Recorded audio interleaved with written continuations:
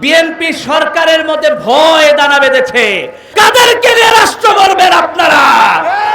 জুলাইয়ের যোদ্ধাদের আকাঙ্ক্ষাকে যদি না শুনেন, কারা এই রাষ্ট্র গঠন করবে বলুন আপনি? নোয়াখালী টাইমস, দৃষ্টি জুড়ে বাংলাদেশ। সুপ্রিয় নোয়াখালীবাসী, আজকে একটা ঐতিহাসিক মুহূর্তে এসে আপনাদের সামনে দাঁড়িয়েছি। বাংলাদেশে জাতীয় নির্বাচন অনুষ্ঠিত হয়েছে। জুলাই গণ অভ্যুত্থান পরবর্তী সময়ে জনগণের ভোটে নির্বাচিত প্রথম সরকার আমাদের সামনে এসেছে। কিন্তু আমরা দেখতে পাচ্ছি জনগণের ভোট কিভাবে করে লুণ্ঠিত করা হচ্ছে। আমরা জুলাই গণ অভ্যুত্থান পরবর্তী সময়ে সমস্ত রাজনৈতিক দলগুলোকে একসাথে জাতীয় ঐক্যমত্য কমিশনের মাধ্যমে জাতির সামনে কিছু সংস্কার প্রস্তাব পেশ করতে দেখেছিলাম। আমরা দেখেছি ইন্টারিম সরকার আমাদেরকে ভোট বসিয়ে দিয়েছিল, গণভোট। আপনাদের মনে আছে গণভোটের কথা? 4টি বিষয় তুলে ধরা হয়েছিল, আমাদেরকে একটি উত্তর দিতে বলা হয়েছিল, হা ভোট। এখানে সবাই হা ভোট দিয়েছিলেন না? হা ভোট দিয়েছিলেন। সেই হা ভোটের মধ্য দিয়ে আমরা রাষ্ট্রকে জানাতে চেয়েছিলাম রাষ্ট্রের পুলিশ প্রধান কিংবা প্রধান বিচারপতি কোন দলের হবেন না, রাষ্ট্রের হবেন, জনগণের সেবক হবেন। কিন্তু আমরা দেখতে পাচ্ছি বিএনপি সরকারের মধ্যে ভয় দানা বেঁধেছে।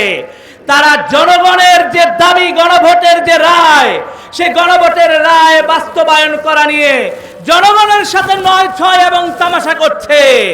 আপনাদেরকে বুঝতে হবে যে 70% জনগণ গণভোটের পক্ষে রায় দিয়েছে, সেই 70% জনগণকে অবজ্ঞা করার ফল কখনোই ভালো হবে না।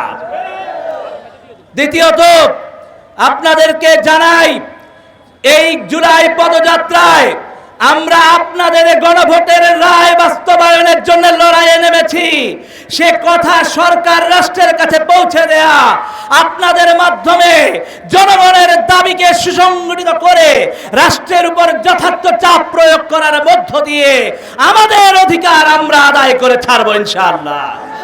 আমরা বলতে চাই, জনগণের উপর ভোগান্তির পর ভোগান্তি নেমে এসেছে। রাষ্ট্রের অর্থনীতির ঠিক নাই, ব্যাংক ব্যবস্থা ধ্বংস হচ্ছে, চাকুরি বাকুরির ঠিক নাই, তরুণেরা বেকার হয়ে রাস্তায় ঘুরছে। যে সরকার প্রতিশ্রুতি দিয়েছে 1 কোটি চাকুরির, সে সরকার গত 6 মাসে একটা চাকুরির ব্যবস্থা করতে পারে নাই।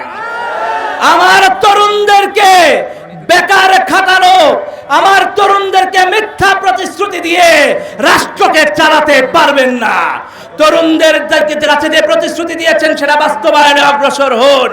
আমরা অনুরোধ করব, তরুণদের আকাঙ্ক্ষা শুনুন, জনগণের কথা শুনুন। বাংলাদেশ রাষ্ট্র আমরা একসাথে করতে চাই। আমরা ফ্যাসিবাদের বিরুদ্ধে যে লড়াই একসাথে করেছি, রাষ্ট্র নির্মাণের লড়াইও একসাথে করতে চাই। জনাব প্রধানমন্ত্রী তারেক রহমান রাষ্ট্র নির্মাণে এই তরুণদেরকে যদি সম্পৃক্ত করতে না পারেন, কাদেরকে নিয়ে রাষ্ট্র গড়বেন আপনারা?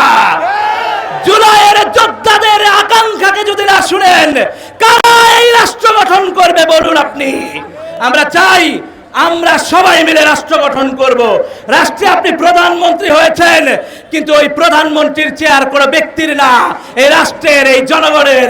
আবারও বাংলাদেশ রাষ্ট্র গঠনে সবাইকে তৎপর হওয়ার আহ্বান জানিয়ে গণ অভ্যুত্থানের নেতৃত্বের বক্তব্য শুনবো। সেই বক্তব্য মনোযোগের সাথে শোনার আহ্বান জানাই। ঝড় বৃষ্টি কোনো কিছু আমাদেরকে জুলাইয়ে দমায় নাই, আজকেও দমাবে না। আমাদের দাবি আদায় করে রাষ্ট্রকে বাধ্য করে এই রাষ্ট্র নির্মাণ আমরা করবো ইনশাআল্লাহ।